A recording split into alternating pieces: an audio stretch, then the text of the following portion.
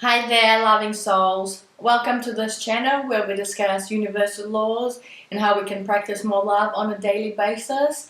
Now, the subject matter for today's video series is all about showing care for water. Yeah, showing that appreciation and gratitude towards the most common element on this planet. Here we go, which is water. Now, if you haven't already, grab your glass or a cuppa, be that a cup of tea or a cup of coffee. Today I've got the blood orange cup of tea here with me, and it is just divine. It's delicious. I wish you could smell it and taste it. Now grab what you've got and comment down below what drink you've got with you at the moment. Now, as always, the structure of these video series is all about me. First of all, in part one, talking about the facts, delving into a bit more about the subject matter, as well as talking about the universal laws that are at play. Part two will be all about the application of universal laws, as well as some practical tips using the Holy Trinity of love, which in my world is all about thinking love, speaking love, and doing love. And lastly, part three is all about wrap up, concluding remarks, next steps, outcome, things like that, using the decks from the tarot or energy and spirit oracle cards just to see if we've got any more insight and messages from angels, archangels, spirits, ancestors, gardeners, and whoever is watching and presiding over this particular content and the subject matter. So now if we think a little bit about caring for water, right? How much does a person think about water on a daily basis?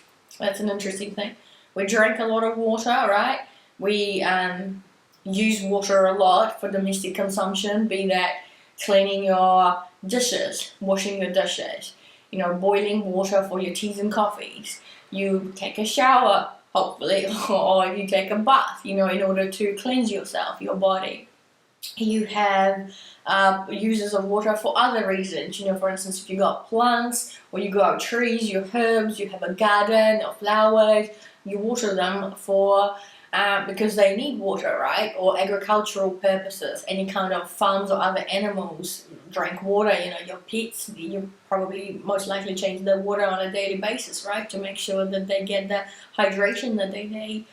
Industry, your business, you might be in a business. They use water for a variety of uses and processes for their business to create the goods and the products, right, that companies make.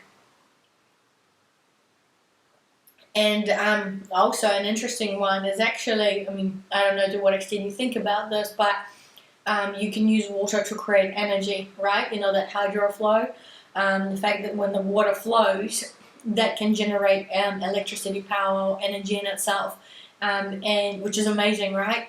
Compared to, and it's an alternative resource of energy compared to, for instance, solar energy, which is trying to get energy from the sun, effectively, right? Or wind energy, right? Which is all about using wind to create energy. Likewise, you can create energy from the water flow. Now, some grim statistics about water. Well, by 2050, and we're in 2023 at the moment, it's estimated or projected that nearly half of the world's population actually won't have they won't live in areas where there is enough water. So there's most likely going to be water scarcity in those areas. If you think about it, that's a huge statistic. Nearly half of the world's population by 2050. And if we are at 8 billion people or whatever we are at the moment, it's only going to get higher. That statistic, the world population is only going to get higher by 2050. And half of those are going to be living in water scarcity. That's a grim statistic in my view.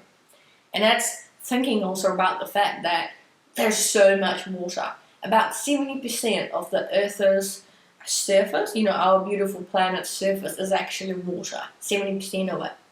It's just the reason we have water scarcity is because most of that water, close to 97-98% of it is actually salt water, right? It's not something we can drink. You can't go into the ocean and the sea and drink the seawater. So there's just not that much fresh water or drinkable water, and so of course there will be water scarcity in a lot of areas. And also, there's further grim,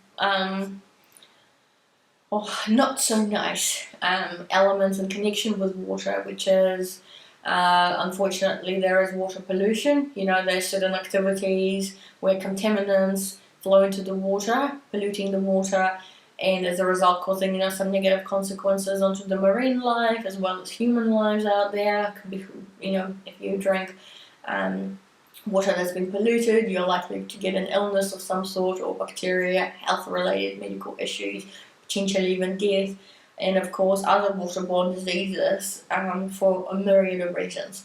And so with that in mind, comment down below, have a think, how often do you actually think of water on a daily basis? How often do you show your care for water, or appreciation, or gratitude?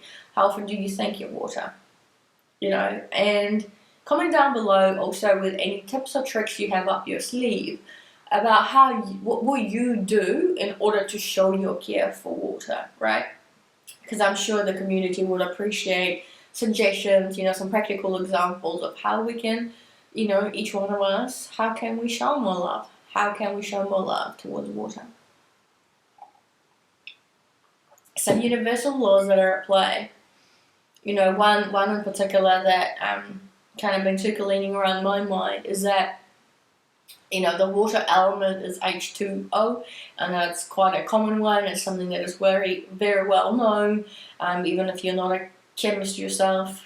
Well, I'm not, but we know water is H2O, and that just kind of reminded me all about the universal law and principle that everything is made up of atoms, right? All matter is made up of atoms, and in my world, and atoms have protons, neutrons, and electrons, which is the positive charge, the negative charge, and the neutral charge, and all of that in my world is effectively a code, an embedded code that makes up a particular particle, and therefore a particular combination of particles resulting in a certain matter, that follows a particular code.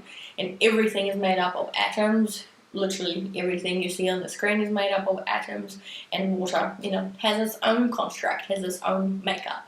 And matter is actually all energy. Everything is vibrating, everything is constantly in continuous movement. And what we know about energy, right, and we would talk about on this channel, is that energy can't be created or destroyed, but it does transform from one state to another. And so the next universal law where we can talk about is actually the cyclical pattern of things. There's cycles to things, and water has a cycle of its own. If from back your school days, right, there's a water cycle whereby you think first about the big bodies of water, be that the ocean, it's full of water.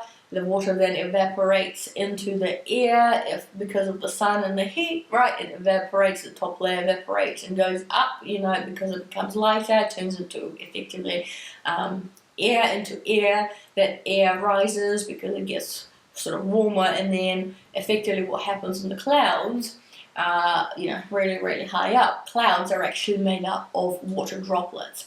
And through a process of condensation where the various water droplets actually kind of combine together, they get to a point that they might get really, really, really heavy, and that's what then effectively becomes our rain. They just start dropping back onto the planet Earth and onto the ground surface, be that in the mountains or in colder regions. They'll turn into ice and snow and things like that, or some of them then eventually trickle down into rivers and streams, and that's where you get your fresh water from. Back into the rivers, into the seas and the oceans they go. So there's a bit of a water cycle that keeps going on, which is a universal law.